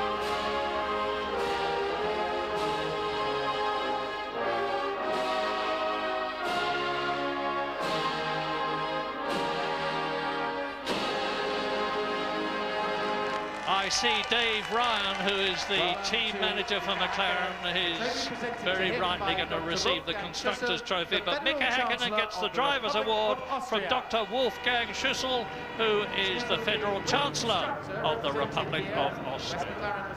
Dave Ryan now gets the winning Constructors' Trophy from Dr. Boris Nemchik, who's the director of Mobil here in Austria, who have sponsored the race. And now Mika Hakkinen, having got his trophy, sees David Coulthard second place, Dr. Suzanne Ries-Passer, the Vice Federal Chancellor of Austria. And finally, the fourth trophy goes to the third place, Rubens Barrichello from Mrs. Waltraud Klasnik three very happy men after what has been a very significant Austrian Grand Prix, which has seen McLaren take the lead in the Constructors' Championship and the three drivers at the top separated by a mere 8 points. Thanks very much indeed, Murray. Mika Hakkinen looking as joyful as I've ever seen him on a podium there. Martin Brundle is going to join us in the studio in a few moments' time. We've seen a real masterclass here from the world champion Hakkinen. We're going to be talking to the top three when they calm down and go into the press conference. We'll also hope to be hearing from Jenson Button, and there is Tony Jardine's analysis as well when you rejoin us in Austria.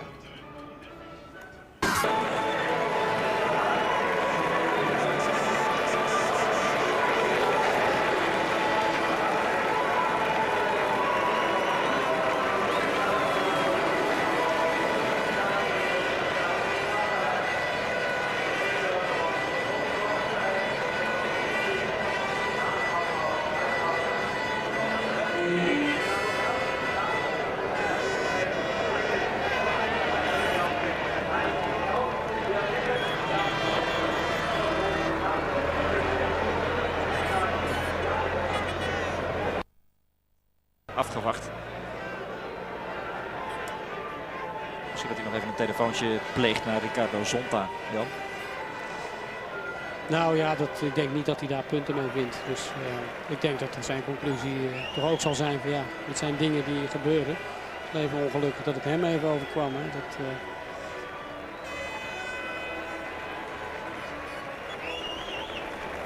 Voor de foto, Hakkinen, Coulthard en Rubens Barrichello.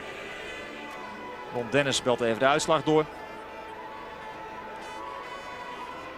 Norbert Hauke heeft een nieuwe zonnebril en dit is dan de uitslag van de grote prijs van Oostenrijk. Op kaart met toch wel verrassend op de 5e plaats Jenson Button. We moeten ook een pluim geven aan Jacques Villeneuve die terug was gevallen naar de 13e plaats, maar toch nog 4e werd. Salo scoort een puntje voor Sauber.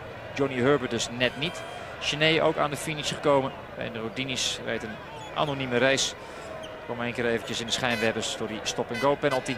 Alexander Woods voor eigen publiek 10e slechts. En het wordt heel moeilijk voor de Oostenrijker. Die zien we waarschijnlijk volgend jaar niet meer terug in de Formule 1. Luciano Burti kreeg de kans omdat Eddie Irvine thuis zit met een blinde darmontsteking. En werd 11e. De Braziliaan en Matracane sluit de rij op de 12e plaats. Een groot leger dus aan uitvallers. Hier hebben we ze. Zonta, Ralf Schumacher, Nick Heidfeld, Jean Alesi, Pedro de la Rosa, ook Jos Verstappen. Goed gezegd, Frenze, Michael Schumacher, Jarno Trulli en Giancarlo Fisichella. Het zorgt er wel voor dat er nog altijd volop spanning is in de strijd om de wereldtitel. Waar Michael Schumacher dus nog altijd aan de leiding gaat met 56 punten. Maar zijn voorsprong inmiddels wat kleiner is geworden. Coulthard volgt op 6 punten en Hakkinen op 8. In het constructeurskampioenschap heeft McLaren de eerste plaats overgenomen van Ferrari. Staat Benetton nog wel derde. Williams heeft de derde plaats overgenomen van Benetton. Dat moet wel goed rekenen. En het team van BAR is opgeschoven naar de 5e plaats. En wij wachten op de persconferentie met Mika Hakkinen, David Coulthard en Rubens Barrichello. Het is droog gebleven in Oostenrijk. Gisteren niet, vandaag wel. Het waait wel lekker. Deze mensen proberen allemaal nog even een glimp op te vangen van hun matadoren.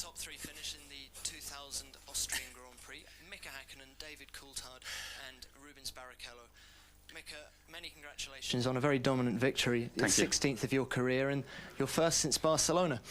If I can just start by asking you about the start and in particular the first corner, could you see anything from your vantage point on the track of what happened? No, I did not see what happened. I just saw what happened was going round the first corner. When I was heading for turn 2, they showed yellow flags, and I was a bit surprised why they showing yellow flags over there. But then later on, after turn 2, the team informed about the safety car, and it was impossible to really see what happened. But then when I went next lap, I saw a lot of cars on the gravel, so I realized what happened. Now, early on in the race, you received a shift rev sign from your pit. What was that? Yeah. It's something what the driver doesn't necessarily want to sometimes see. It basically it means it's no point to rev the engine in the maximum RPM. So you don't have to take everything out of the engine. In that point, personally, I was not sure exactly was there a problem, or did they show me just it was no point to push. So automatically I did drop the RPM, couple hundred reps. But there had been no team orders at that point or anything like that? What? No team orders at that point? Sorry, I didn't hear that. Okay. Mika, look, well done. Thank you. David, you made a super start, equal with Mika, and then seemed to brake very hard into turn one. Look, did you change of heart going into there? Well, you have to brake hard for the corners, first of all, and being on the inside, then you know, you never come quite sure exactly where the dust is and how much grip you're going to have. So I took it as far as I felt comfortable, and obviously Mika had the advantage because he was on the outside. So you just have to sometimes accept that you know, you can't brake as hard and as late on the inside line as you can on the outside. Simple as that. Mika pulled out a significant gap in the first stint. Did you have any problems? Because he then came back and set fastest lap right at the end to prove that you had the pace. No, not especially. I was, first of all, as you can probably imagine, quite happy with the outcome of the first lap, because that gave me an opportunity right away to close in a lot on Michael. And it became clear after about 8 or 9 laps that the extra fuel I was carrying initially meant that Mika was able to open up a slight gap. So then there was no real point to battle really hard, because you know, I'm chasing a slightly quicker car at that point, and in reality I could have turned what was an easy 6 points into maybe nothing if we were really battling hard on the track. So I was quite comfortable to just today accept the 6 points, try and hope the car was reliable, which it was, and I said to the guys in the slow down lap, that's the car has finished every Grand Prix since Brazil, including Brazil, and I think that's fantastic reliability, and hopefully that'll continue for the rest of the season. You're now just 6 points behind Michael Schumacher. Are you thinking of the world title yet? No, I don't think there's any need to think about that. You know, it's individual races that if you do well in all of those, then the reward for that is having more points than the others in a world championship. So I just want to look towards the next Grand Prix, and I think we'll be strong there. I think I'll be strong there, and try and get maximum points at that race. Well done, David. Thanks a lot. Rubens, you're probably the best qualified here to comment on the first corner mayhem. How did you see it? Well, actually, I didn't see very much. I saw that Michael came on the inside, and I didn't want to make any problem for him, because I mean, we teammates, we have to work together for Ferrari. All of a sudden, I was hit by somebody, and obviously I went out on the track on the gravel. And you know, I was lucky to survive then, and really I'm lucky to finish third today, because the car was undrivable until I came to the pit stop, and then we made a little bit of adjustment. And so the car, it was simply not what I expected, just because the floor was broken. And that's why you seemed unable to do anything about Pedro de la Rosa. Exactly. I mean, I was struggling with a very loose car at that point, and I was just hoping that things would change. It changed later on after the pit stop, but it was too late. Rubens, many thanks. Mika, McLaren have now taken the lead in the Constructors' Championship by 8 points. Good. We go to Hockenheim, a power track. You've got a very good engine. You must feel very confident there. There is all the reasons to feel confident, yes, to go to Hockenheim.